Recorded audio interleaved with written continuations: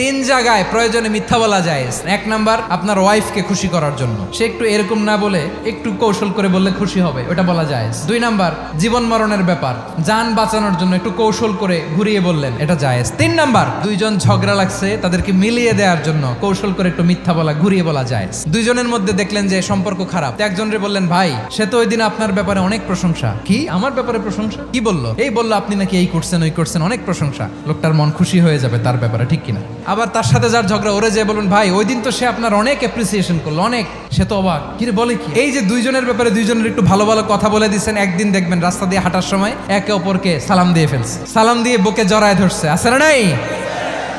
আবার মিলমিশ হয়ে গেছে। কিন্তু আমাদের স্বভাব হইলো, দুই প্রতিবেশী যদি একসাথে বসে একসাথে হাঁটে, দূর থেকে দেখলে আমাদের জলে, আছে না নাই?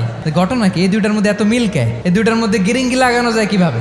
আল্লাহর কাছে তওবা করেন, এই মানসিকতার যেন আমরা না হয়, আমরা মিলিয়ে